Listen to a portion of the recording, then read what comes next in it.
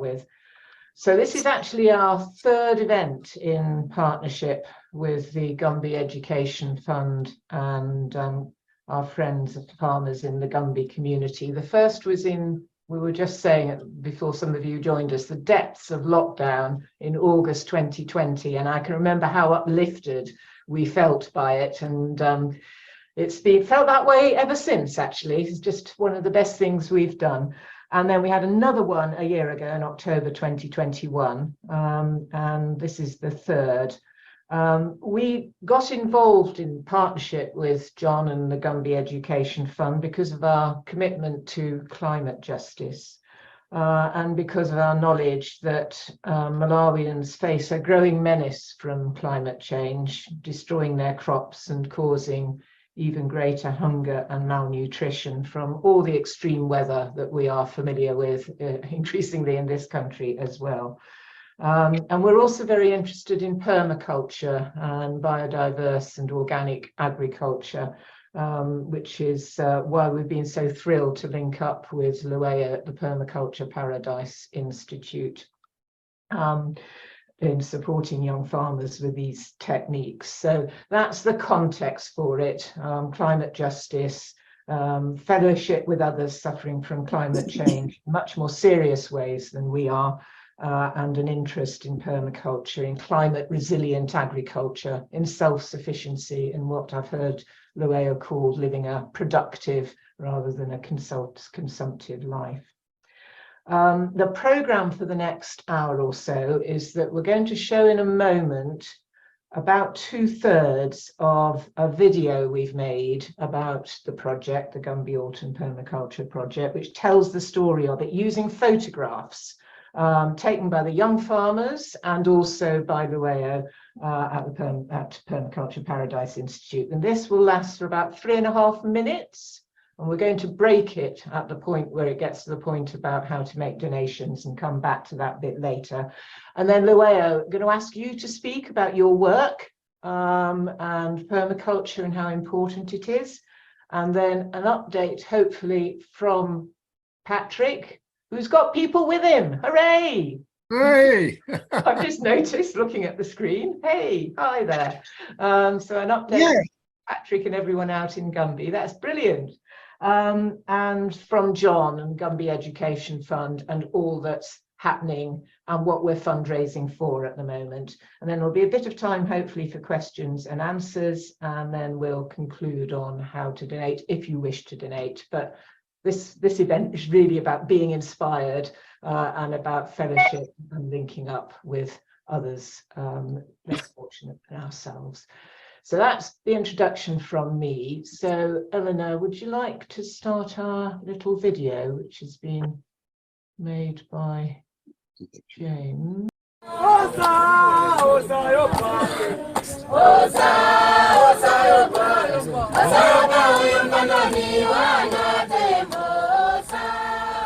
Not so long ago, the rains in southern Africa came regular as clockwork, and there was enough food for everyone.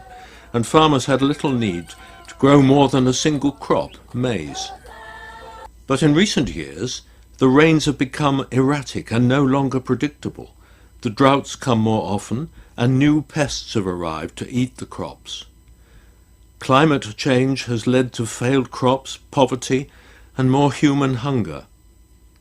The answer was not to try to grow more and more maize with artificial fertilizers, but to show people how to improve the land and adapt to changing conditions. That meant planting trees, putting goodness back into the soil with manures, and growing a wide variety of traditionally grown fruit and vegetable crops, so that if one failed, there would always be another. That is what permaculture means. To help kick-start this revolution, Luea Bizik, a brilliant young trained permaculturalist in Malawi, set up his Permaculture Paradise Institute, training people from all over Africa how to farm better. And just as the pandemic started, Alton Climate Action Network, ACAN, got together with the Gumbi Education Fund to start sending boys and girls from the impoverished village of Gumbi for 6-month courses at the Institute, while their schools were closed. They came back enthused and keen to show people what the land could provide, and they asked for a demonstration plot to show what could be done. So we bought them 3 acres of cheap, abandoned land that no one thought possible to farm. And now there are 12 fully trained young permaculturalists, advised by Luayo, together creating a food forest for all. In just 5 months they have worked the land, dug a well, built shelters, and planted 20 crops, including sweet potatoes, beans, sweet basil, papaya, mango, bananas, mulberries, yams, gourds, pumpkins, okra, blackjack, apples, and avocado. It is a small living paradise and a vision for the future. And soon they will start training people from other villages and selling surplus food. The priority now is to help the young farmers to develop their farm, especially by purchasing some animals for them. This is for food, but especially for animal manure. They need a mixed plant and manure compost to improve the fertility of the soil. And the vision is for the Gumbi-Alton Paradise Project to be a resource centre linked to the Permaculture Paradise Institute, training local people in permaculture techniques to help to spread the agroecology revolution now taking place in Malawi. Of the project. So, Luayo, are you still with us? Yes. Yes. Yeah, would you like to talk to us a little about your work and permaculture and how you're supporting the Gumbi project? That would be wonderful. Thank you. Aha. Just to ask you though, do you think members of the Sacred Passage Resistance Force? Thank you. Thanks everyone. So my name is Luayo Biswick. I'm the founding director for Permaculture Paradise Institute here in Malawi. We are a demonstration and training institute, a leading institute, of course, as far as permaculture is concerned. And we focus on capacity building for small-scale farmers, youth, extension officers, organizations, including officials from the government. So as a training institute, these are some of the farmers who go through our trainings. And this is part of our demonstration. So we are based in central Malawi, where we've got a 16-acre piece of land where we grow over 300 foods, of which 90% we never planted. On a 16-acre piece of land, we have over 11,800 trees, which we never planted. And we have food year in, year out with very minimal inputs. So we demonstrate how local available resources can be used in Malawi to address challenges of Malawi, which includes hunger, malnutrition, poverty, resource depletion, including climate change. So our system, our agriculture practices are not just productive, but also sustainable and resilient, not just at a single time of the year, but throughout the year. We also accommodate all sorts of students from across the globe. So these are some of the students from United States. They came from 5 different big universities of the United States who came to learn permaculture and how we are using permaculture in relation to the national development and how we're using permaculture to address hunger, malnutrition, and many of the challenges that a lot of people are facing, which includes unemployment. Lucky enough, 12 young farmers from Gumbi Education Fund were opportuned to participate in one of our courses. And these are the guys, boys and girls who are with Patrick today, attending this fundraising. So they went through the training. It was a 6-month program, and some of them went through a 3-month program on a practical-based training to train, to gain more experience on how they can be growing food without chemicals, fertilizer, and without so much inputs, but with very minimal inputs, but with so much output. And then the idea was that these young boys and girls could take their knowledge to Gumbi community and try those things out, and then use the knowledge to train other farmers from within the Gumbi community. But this is the situation in Malawi. So Malawi is one of the landlocked countries with over 20 million people, of which half of the people are poor, and a quarter of the population live in severe poverty that live on less than $1 a day. So this is a situation when you're going into the community, this is what you see. You see swept bare grounds, a few trees there and there, but even the fields, if you can see my arrow there, these are the fields where farmers grow their maize. So these are the fields, but these are the homesteads. So around all these homesteads, farmers sweep everything. So we are pushing for permaculture and agroforestry with the idea that we can help farmers plant more trees. And already we've trained over 3,400 farmers with 1,400 food forests established in Central Malawi only. So the idea is if farmers are able to plant food forests, they will be able to save some of the cost, as well as minimize energy. So these are some of the tree nurseries that we are promoting. Instead of seasonal short-term crops, we are promoting farmers to be growing more, to be planting more trees, incorporating trees within their seasonal crops. So already we managed to help farmers establish 145 tree nurseries with 35 tree nurseries in Mchinji, 16 Doa, and 15 Zomba. And we have 2.4 million seedlings on the nursery to be planted this year. So last year alone, we helped plant over 1 million trees with over 1 million farmers who planted 1,000 each. So these are some of the trees raised by the farmers.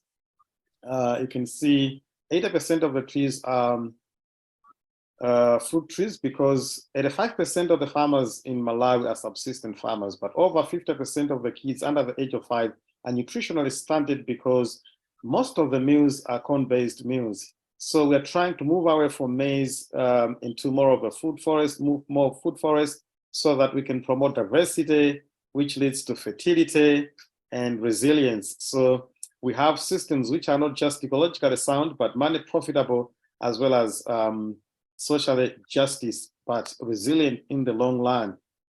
Now you can see the difference. In the first picture, that's a 2-month difference, the 2-month-old tree nursery. In the second picture, this is the situation in Malawi if you come down to a household.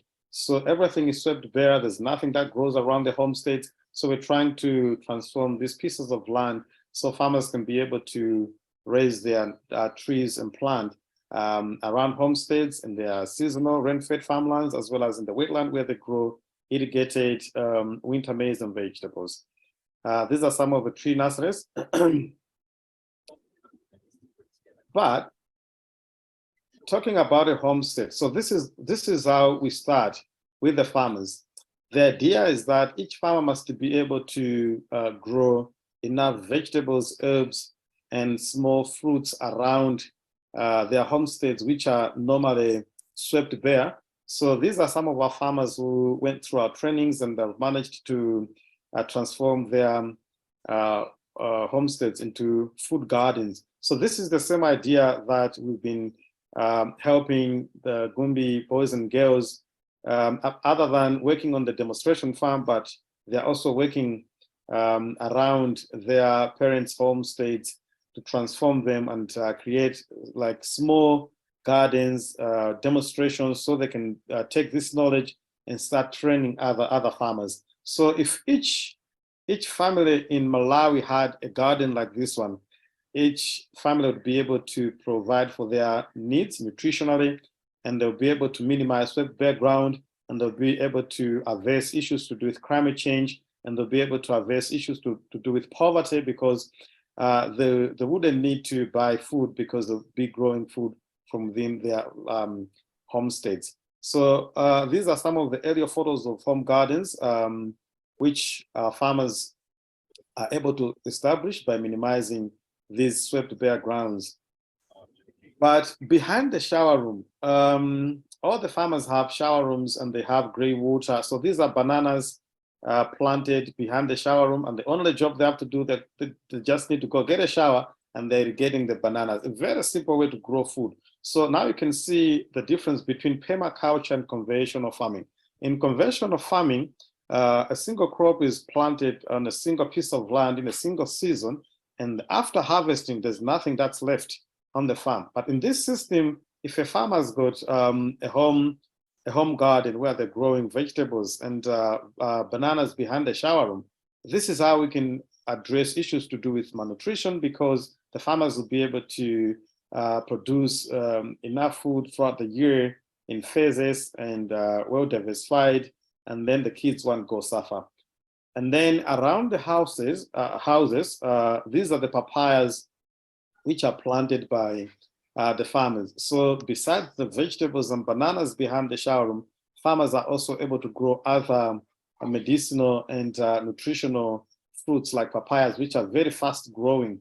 Now, you see, instead of planting maize every year and establish these consumptive systems, they have productive systems which are only established once, but the farmers are able to harvest over time. Now, this is a situation of a home garden which has transitioned into food forest. So most of the farmers who are able to plant the trees which are raised in the tree nurseries, their homesteads are like this. So there's enough oxygen for the family, enough shade for the family. This promotes love amongst the family, because now the family are able to sit and dine and together under a tree because of the shade and the oxygen and the fruits which are there, which are just harvested from within the spaces which used to be there. Now you can see a happy family there standing in one of the food forests established after attending one of our trainings. But now this is the situation in most of the maize fields. Now you can see on the other side, it's a monoculture maize field. On the other side, it's a permaculture maize field. So this photo was taken 2 days ago. In this field, which looks bare, no trees, the farmers have planted maize. In the other field where you can see the trees here, the farmers have also planted maize. But the difference is, in this field, slash and burn is their way of farming. So everything is cut, all the trees have been cut down, and the grasses have been slashed and burned, and there's nothing, no biomass have been left to rejuvenate the fertility of the soil. So this is the conventional way of farming. This is the reason why a lot of farmers suffer, because they have to start over every year. Every time they have to harvest, they must plant. Without planting, they can't harvest. But in this system, you see, in a permaculture maize field, even after harvesting, the field remains green. There's so much biomass that's produced, and there's so much microbial activities, and there's so much micro spaces, microenvironments, which are conducive environments for the microorganisms. So there's so much nitrogen which is fixed and so much biomass which is produced. Now in this field, the maize has been planted at a later stage. The farmer is going to cut and chop the trees to add more fertilizer to the soil. So this is agroforestry and permaculture, which is helping farmers to reduce the amount of fertilizer which can be used. Right now, most of farmers cannot manage to buy fertilizer because the price has doubled or even tripled. So most of farmers cannot manage. This is the reason why we're pushing for permaculture, because farmers will still be able to grow food with very minimal inputs as far as fertilizer is concerned. So this is some of the maize which our farmers are able to harvest. It's organic and open pollinated. The seed is recycled every year. So once a farmer is given seed, we do not go back and give them seed every year. So farmers are able to grow all kinds of crops, which includes vegetables, stems, legumes, and nuts. But these seeds are just planted once, and they keep on recycling. So this is some of the harvest from one of our farmers who got part of our maize, which we gave them. So she was able to harvest the maize, and that's the maize. And you can see the color is different to the hybrid maize, even the type of the cob. The cob is red, and the maize is very big and strong and high and very strong, which can never be attacked by weevils, even if it remains like that. So we have extension officers who facilitate extension services, and they're given motorbikes and smartphones and able to collect real-time data to share the results and share whatever problems that needs to be addressed. So now we are able to provide solutions to Malawi using permaculture, which seem to be very easy to implement and very sustainable and resilient. And our farmers are very happy because they've got a better way, an exit point to hunger, poverty, malnutrition because of permaculture. So the goal is to reach out to 100,000 farmers by 2025 and establish 100,000 food forests, if God willing. But then the Gumbi youths are therein. And this is exactly what they have been implementing. Of course, they just started, but they are going to share, I'm pretty sure they're going to share the results right after the training and what they've been able to implement and the successes and some of the challenges that they have been facing. So in a nutshell, I'd say this is the work that we're pushing in Malawi, and we've seen a lot of farmers benefiting from permaculture other than conventional farming, which seem to be enslaving a lot of Malawians apparently. Thank you so much. Thank you. Wait. Unmute. That was absolutely brilliant, Luea. Really was. How many years is it since you set up the Permaculture Paradise Institute? Because the development and expansion that you've just described is phenomenal. Really is. When did you start? We started in 2017. Yes, So it should be 5 years now. Yeah. 5 years. It's just incredible what you've been able to achieve. Even in the 2 years that we've known you, you know, it's developed out of all recognition. Is there other questions from anybody that you'd like to take the opportunity of asking Luea whilst she's with us at all, before we move on to Gumbi per se? Anybody want to? Jan, yeah? Yes, I'd like to ask about your water supply and how you manage that. Yeah. Did you hear that one, Luea? A question about the water? Yeah, I got it. So the permaculture system is very different to conventional monoculture way of farming, and takes a little bit of energy as well as water. When I said inputs, it includes water. So the farm is split into zones. Zones are a way of helping us think and design for the best use of our land and the energy that goes into the land, which includes water. So in zone 1, these are mostly irrigated gardens, but moving from zone 1, we have food forests, which are zone 2s, and zone 3 is a rain-fed agricultural farmland. Zone 4 becomes woodlots, and zone 5 becomes nature, where we are just visitors, not managers, but we can sustainably harvest. So if you've got all these zones, like zone 5, you concentrate so much of your energy in zone 1, where you can use grey water to irrigate your vegetables from within the household. But the bananas are short, it's part of the grey water system. So instead of irrigating bananas, you are planting the banana where you have standing water. So you're putting standing water and bananas together. Instead of irrigating, you're getting a shower. So it's all of it's more of a design science. If you understand the design itself and design your farm well, you don't need to worry much about water, because even if you have plenty of water, irrigation will become another problem. So you can provide enough water to people, they'll still ask you, but we need means of irrigation. So that's why you need to design your farm in a way that you have 5 zones.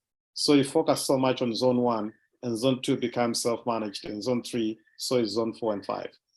Okay, right. Okay, thank you for that very comprehensive answer. So is the Gumbi farm that is we're supporting the development of, that's based on those principles you've just outlined, yeah?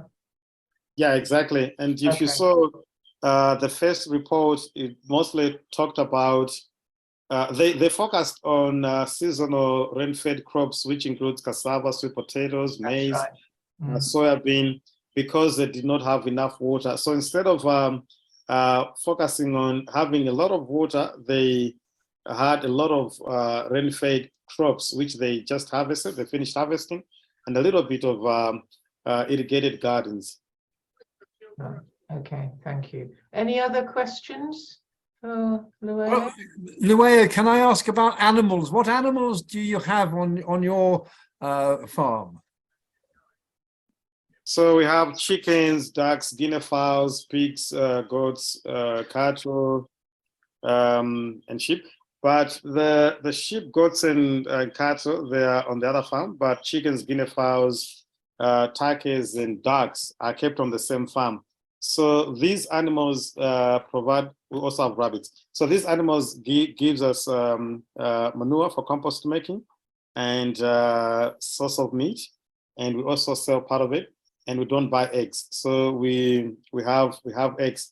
Apparently, we've got over 500 highlines and over 500 black ostrofs and 50 local chickens with 10 turkeys and 30 ducks and 100 guinea fowls. But we just bought an incubator. We get over 150 chicks every Sunday. So the goal is to reach to 10,000 beds by 2025. That's me. Okay, right. Because it's Can I just say one thing before we speak to Patrick? Could you give us an assessment of how well the Gumbi farm is doing? It's only been going a year. Is it on the right tracks, do you think? Did you think it's got the chances of success? Yeah, the beginning is always different because they are transitioning from a different life to a different life. But the way they have started, they're moving in the right direction. They've started really, really well. If you saw the cassava did well. And the crops they planted, like I said, they focused much on rain-fed in zone 3, rain-fed crops. So all of that did well. And it was the right decision because they did not have animals, they did not have enough compost, they did not have enough water, and there was no structure, and there was no one like manager on the farm. All of them were commuting from their homes. So the only option was to focus on zone 3 and a bit of zone 5, which is the forest, which is next to the garden. And they also planted a live fence to protect the garden from the animals. Which is elephant grass. So the way they started really, really well, despite the challenge that they're facing, which is one of the contributing factors to this fundraising so that we can support them move forward. But they have started really well and they are committed. They are very hardworking. They just need the right resources to move forward. But they have really started really well. So if they're given the right resources, I'm pretty sure that moving forward, as we're getting into the second growing season for them, most of the things will change because they're building onto what they've already started, and then they'll be building onto that. If they planted trees, they'll be planting even more because they had already planted more trees, which includes passion fruit, papayas, mangoes, avocados. They had lemongrass there at a roundabout. So they'll be building onto that. They had lots of bananas, which were planted last year. So they are on the right track already. okay. That's very good. You're continuing to provide support to the Gumbi young farmers, aren't you, Luea? Giving them advice, yeah? Yes, I go there and support them. And I'll continue doing that up until they have a well-established demonstration, because this will be used as a demonstration and a training center for the farmers from within the community. So we need to make sure that we've got all the gardens in place where farmers can be able to practice, to see before they practice and see that it works. Then the training rooms, whatever, those will be used for the training. So I'll still be going there to support them so that we have a nice working demonstration which can support all the farmers or most of the farmers from within Gumbi community. Yeah, and that point that Lua's just made is really important, just for everyone who's on the call, that the vision for the Gumbi farm is obviously first and foremost to enable the villagers to feed themselves really well, but it is actually as a centre for the local area that we can disseminate all this learning more widely over time. So that's really important. Any other questions? If not, I think, Patrick, should we go to you and for an update on how you see it's all going? Because you've done so much out there since we last got together a year ago. Because we just really got the land, hadn't we, at that point? You just started.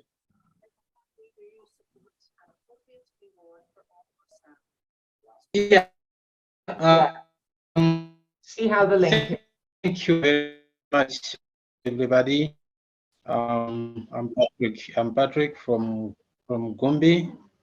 I think you are able to hear Luayo for the update which he has given, and I think he's indeed giving the true reflection of how Gumbi Permaculture Paradise is all about. And I can say it's indeed we much focused on seasonal farming, because there was no manager, there was nobody who can stay on the farm for irrigating other crops. So we were much focusing on seasonal crops.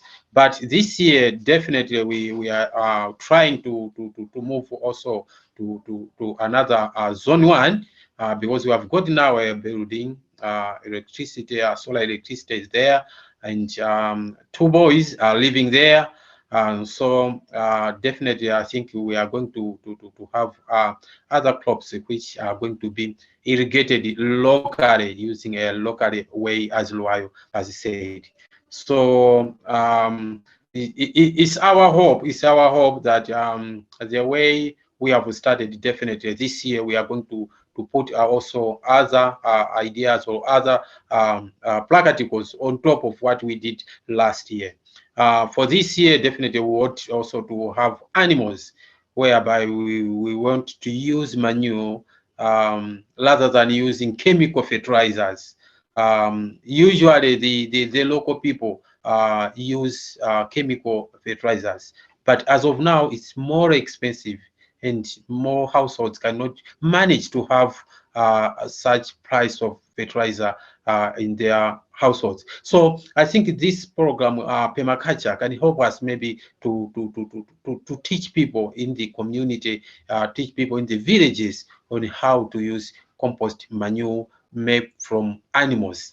So that's why we are also now focusing on this, because we are living typically in rural areas, in very rural area, where the setup is of a rural setup in a community. So if we can teach people on how to use manure, that can help as well, because the price of fertilizer now is maybe triple the price as it was last year. So as Luayo has said, this is a true reflection on how it is in Gumbi as of now.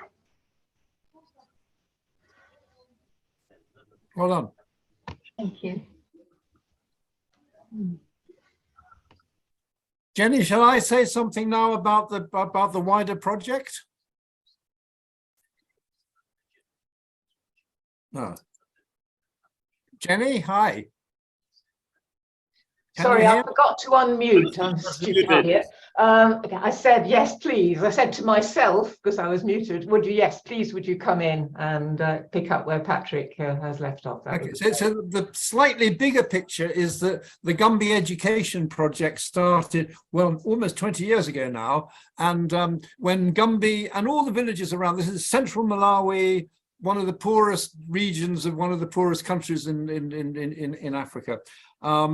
And it was going through a very, very hard time. So we talked to the villagers, we being the Guardian and whoever, and they said education is the only way we'll get out of poverty, and will be able to regenerate the land and improve our lives. And so we started off in a very small way with Patrick at the start, and we started putting money into the schools. And that's beginning to pay off. Education in Malawi is not always simple. Many girls never got any education whatever. Many boys left at the age of 12 or 13 with just a year or two.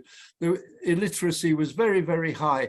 And that doesn't help. You cannot get out of poverty without education now. So we started putting money in, and it's gone from there. And now these are villages which had not one book in the whole village. And now they're sending people to university. And we're trying to keep up with them, because we promised, foolishly or not, that we would pay for the education of anybody who got to university. And we thought, well, maybe one or two in 10 or 20 years' time. And no, we got 9 people now at university, which is quite astonishing.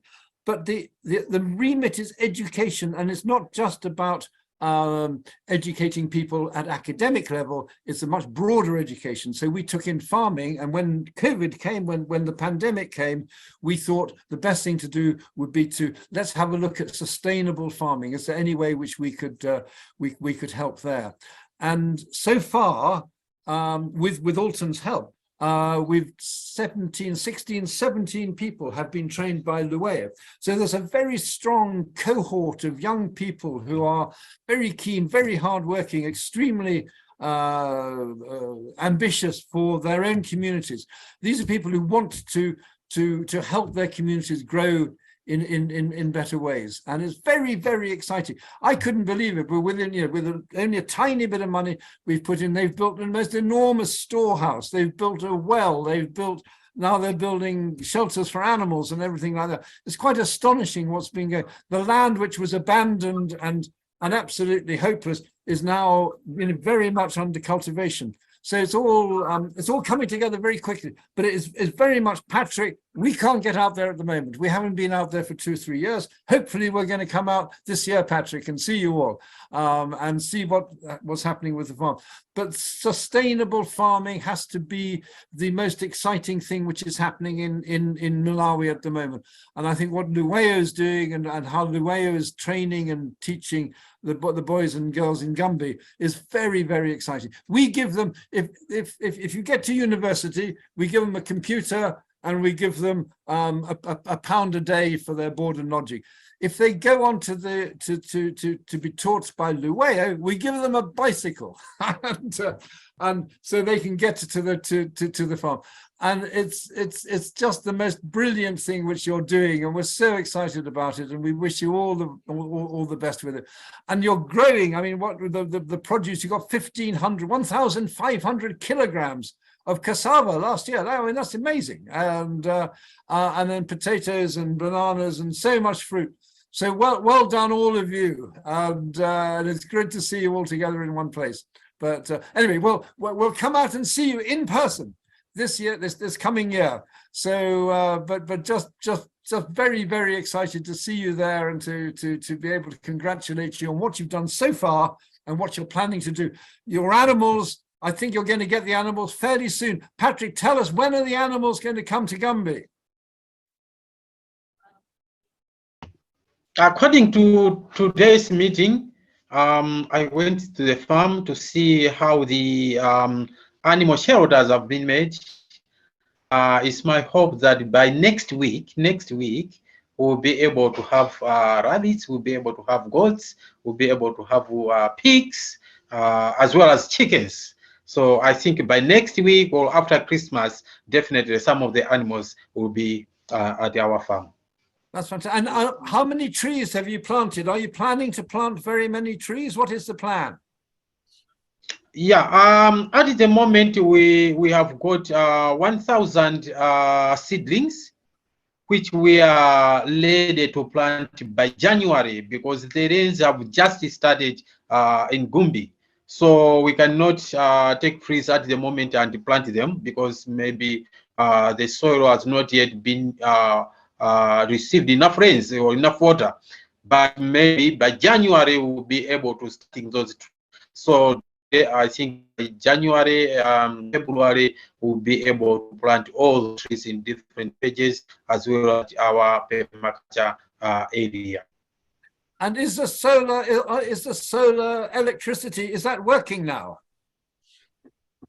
Yeah, exactly. The solar lighting is working, and I sent to you, John, yesterday some of the pictures at the building. Is the solar, the lights, and how the land is all. I sent to you yesterday. So I think if you check your Google pictures, you will get those pictures, and the solar is working properly. That's fantastic, fantastic.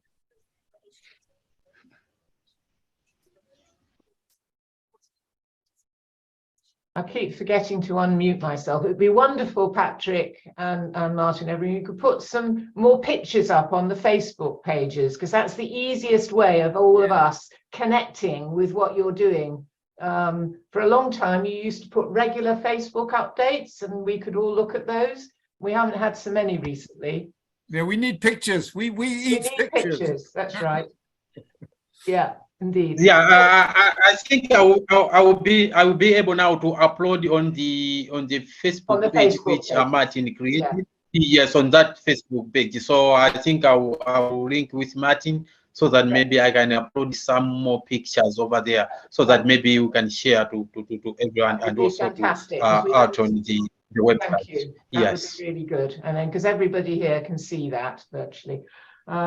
So, John, for what are we fundraising in your view at this event? What do people? I think it's encouraging people to give their money for. They decide. Patrick, Martin, and the Gumbi boys and girls. They decide what they want, and we just try and provide them with the means. But as far as I can see, the need this year is to get more animals, and to plant more trees, and to plant more.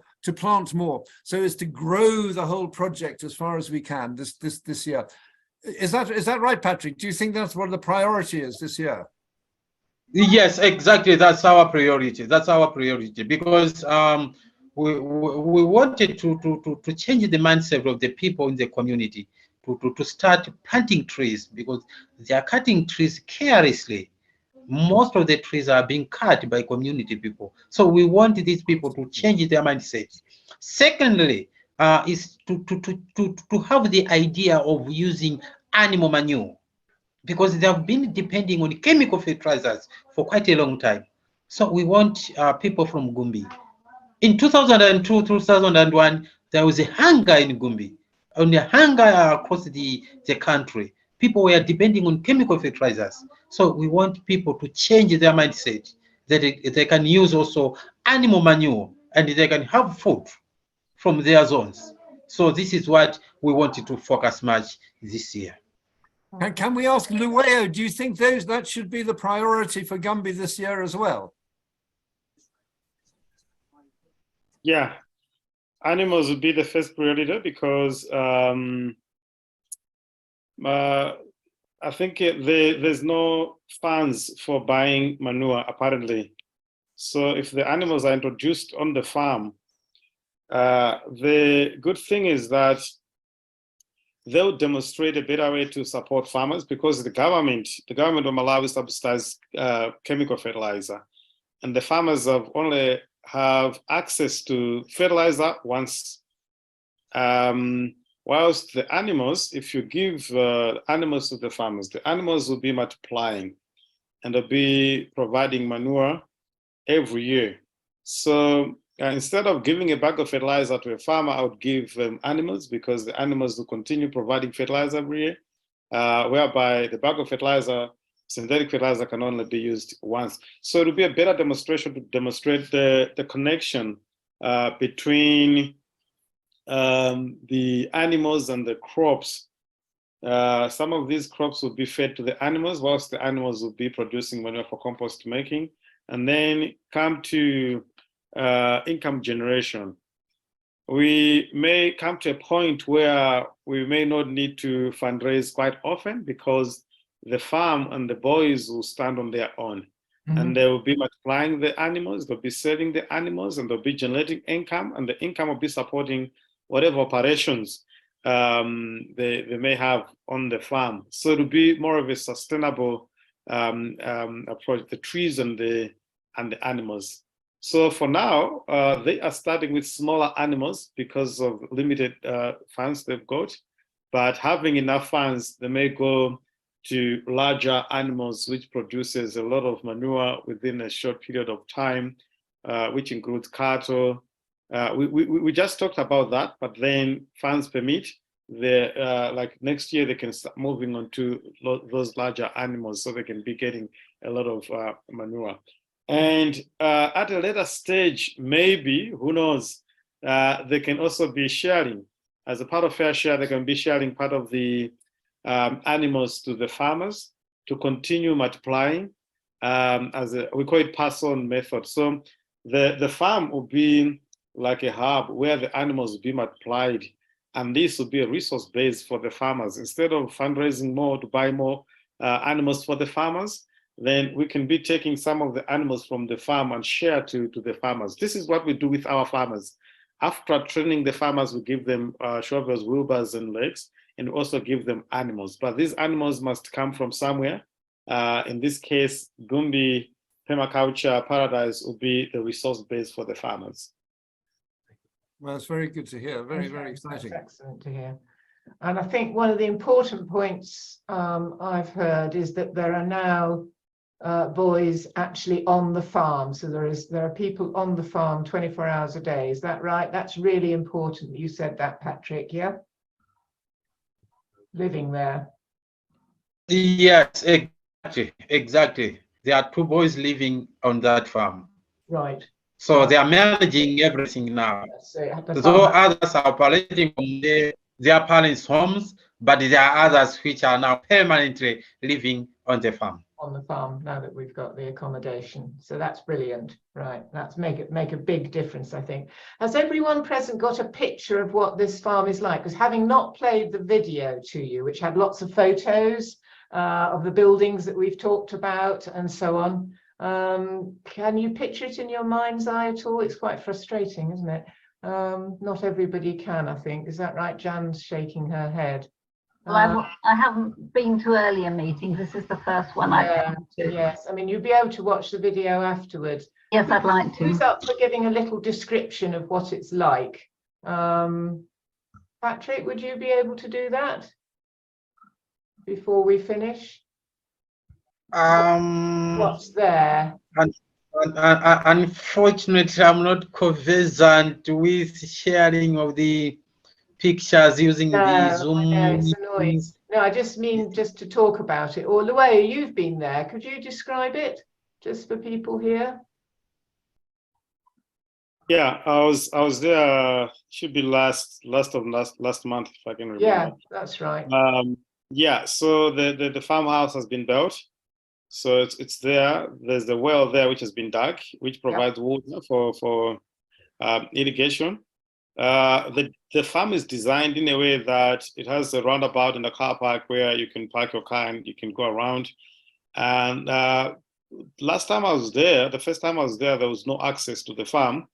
Lucky enough, they managed to buy part of the land and they have got access to the farm. So you can drive through some of the fields into the farm. And elephant grass has been planted along the perimeters of the farm to protect from the animals. It's not yet established, but it's growing. And part of the elephant grass will be used as fodder for the animals to be introduced. And some of the elephant grass will also be used for construction of the fence, maintenance of the fence of the animals, including some of the animal structures. The house which has been built there, it's around earth. We are taking traditional knowledge to keep that knowledge so that we can share to the farmers on how they can build very cost-efficient structures. The zone ones, which are irrigated gardens, have been established around this house, and mostly vegetables are grown, which provides enough vegetables for the young boys who are staying right there. They are becoming older and responsible adults now after graduating, but we're still calling them young boys. And I know, John, next time you come there, you'll find them, some of them getting married, but that's not a problem.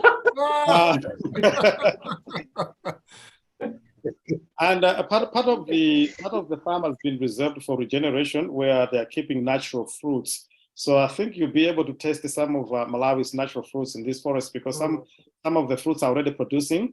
It's a natural forest which has been abused for quite a bit, and then these guys they chose to keep it and maintain it and regenerate. So there's a natural forest there, which is smaller, which is there, and then most of the land has been dedicated to seasonal crops, but a lot of trees have been planted, like I said. So the trees have been planted on perimeters of the farm, including in between the ridges where they grow seasonal crops, and around the roundabout to provide shade and the natural classroom there. And there's a natural gazebo which has been built, which is next to the well, which has been dug. There's a tree, a native tree, which is a little bit bigger and provides shade. So they built a bench of rammed earth there, where we normally sit when we go there. So yeah, and bananas, a lot of bananas have been planted, of course. So a lot has been happening. There's quite a bit of substantial amount of work that has been done already. And then now that they just did land preparation and preparing for the rain season, they will be planting more trees and more crops on top of what has been already planted. So there's very good development so far. Luay, your guidance is fantastic. We really, really appreciate that very, very much. But what I should have said right at the start is that the farm is absolutely because of the Alton project, because we each put in, I think, £1,000 or whatever it was to buy the land. So we bought them three. Is it 3 acres, Patrick? I think it's about 3 acres. 3 acres, yeah. And that now belongs to the project. It's absolutely safe. No one pays any rent on it or anything like that. It belongs to the project, and the project belongs to the community. So it's a very organic way of growing. And hopefully maybe next year, maybe in 2 years' time, we will try and buy some more land so that you can expand. But just keep going as you are. I mean, just keep pushing it. We are behind you. We will support you where we can. I promise you that. Thank you. Thank you very much. I think this is one of the issue which we are discussing with the boys, that maybe we need to be expanding the land so that maybe we can be occupying a lot of maybe zones with different crops, with different activities. So as you are saying that maybe next year we can think of expanding the land, I think that can be very good. Okay. Brilliant. Well, that's hopefully painted a picture to you for you in the absence of any actual photos. But the Gumbi video will include, and you can find it on our YouTube channel. We'll include it with the recording as well. So we ought to draw this to a conclusion. It's just been absolutely fantastic to connect up with you all out there. Thank you so much. And I'm so glad the connection has worked, Patrick, with you and the guys. That's been really brilliant. And Lueo, thank you for your inspirational input as ever. If any of you are in a position to donate, and I know times are tough, but every pound helps, there is on the Alton Climate Action Network website, which is www.altonclimatenetwork.org.uk, there is a special Gumbi donate button. There's one for ACAN and there's one for Gumbi, which shows how important this project is to us. So if you donate through that, that will come through to us, and then we take all the money and send it off to John at the Gumbi Education Fund, who organises the transfer of funds out to Malawi, don't you, John? Is the way the system works very effectively. Yes. And hopefully I'm going to write a piece, depending on the harvest this year. I was going to do it last year. I'm going to write a big piece for The Guardian about the progress in the whole thing, and just how important this sort of project is for a grassroots project, is not just for Malawi, but for many, many other countries in Africa, which have been where the British and the French and other colonial powers have taught people to farm in the wrong way. And clearly this is a much better way to farm for everybody. And there's no need for hunger in Africa. I mean, there's plenty of land for good people to grow very good crops. Malawi can grow hundreds and hundreds of different crops. And they're all, you know, if we can just help a little bit, then they're going to be absolutely fine. And it's our pleasure and privilege to help you, Patrick and Lueo. Thank you so much for all the work you're doing. Absolutely. Any final questions from anyone? Bob's just saying, please ensure that we send the link to your article. Can I just ask something? You can indeed, Kitty, go for it. Yeah, no, actually, you know my daughter, Helen Todd, she's visited you at with Tom. And I have friends who want to do similar stuff in Tanzania. Do you have something like a bit of a sort of a handbook of, you know, how to cope with when the rains fail, how to, you know, how to do?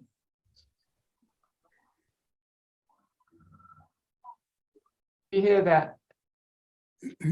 Sorry. Oh, yes. To Basically, me. I mean, it's sort of basic permaculture principles, but I hope that it'll spread around Tanzania as well. Tanzania, Uganda. Somebody came to us the other day and said, "Is there a Gumbi project in Uganda?" And so I put them on to Lueo, and hopefully Lueo will be expanding into every country in Africa very soon. I think he will. Right. Yes. But so, I mean, Lueo, seriously, your vision of 100,000 farmers in 10 years' time is absolutely fantastic. And do you think it's possible? Do you really think it's possible? Nothing is impossible, John. Except England winning the football. That's impossible. Except winning the football. Yes, well, quite. So before we finish, very important point from our end in Alton as regards donations. We have, as we've mentioned in emails, an anonymous donor who is match funding donations. So if you give £20, it will be worth £40 to the project, up to a limit of £1,000, which is the most fantastic generous offer that's been made. So it's no better time actually to donate to this particular project than now, because of the match funding that we have had made available to us by this very generous donor. So please remember that. Yeah. Okay. Well, I think we should stop, because we said about an hour. It's, as I said, been really, really brilliant to connect up with Patrick and the young farmers, and with Lueo and you, John, and everybody. So thank you all for coming, being as uplifting as I knew it would be. And we look forward to keeping in touch with you. And please post some pictures for us. Okay. Yeah. Lueo, thank you very much. Patrick, see you soon. Thank you. Bye-bye. Thank you. Jenny, see you soon. Yeah, see you soon, John. Bye. Absolutely. Bye. Bye. Bye.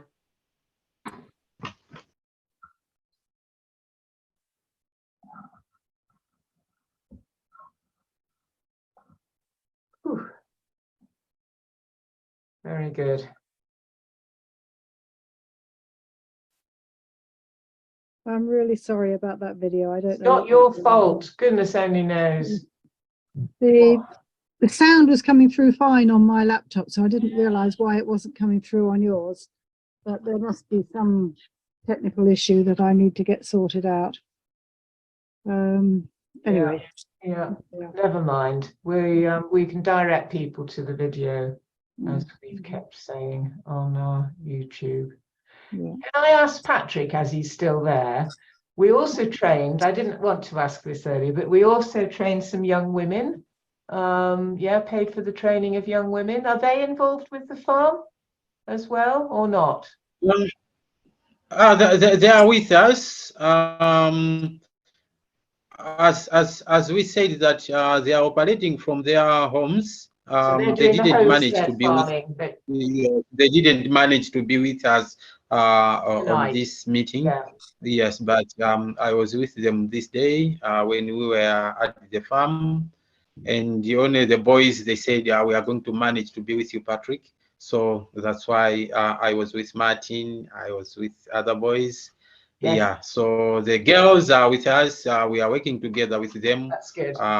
Yeah. Yes, so maybe tomorrow I will just take maybe 2 or 3 pictures working That would be on super. the farm. Absolutely. Yeah. Yes, that would be really good. I will share with you See those all. pictures tomorrow. Yes, it's Yeah, fantastic yeah. that it's also, this whole process is also supporting growing of crops around the homesteads. I think that's so good, actually. It's very, very important. Yeah. Yeah, they are doing that. They are Mm. doing that. Yeah. Yeah. I love the bananas from the grey water from the showers. That's really good. Okay, well, thank you all very, very much indeed. I'm glad the link has worked so well. It's been very good. Okay. It's been lovely to meet you all again. Very lovely. Absolutely. Yeah. Okay then. Yeah. Bye for now. Bye for now then. Okay. Thank you. Bye-bye for now. Thank you. Yeah. It's a real privilege, as was said, real privilege. Thank you.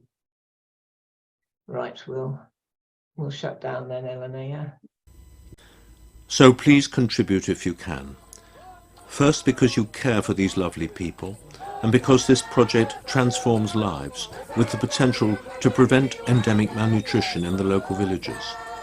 And also because this is that rare thing, a genuine partnership between local people in Malawi and 2 small charities. There are no overheads and no intervening management. Gumbi Education Fund and Alton Climate Action Network link directly with the young farmers. And finally, please contribute because you care for the world. We all share the same atmosphere as Gumbi, and a pound spent there will achieve far more than a pound spent in Britain. To contribute, you just go to altonclimatenetwork.org.uk/donate and click the Donate to Gumbi button. We are now in the 21st century and we can take payments by card, PayPal or CAF. Thank you very much.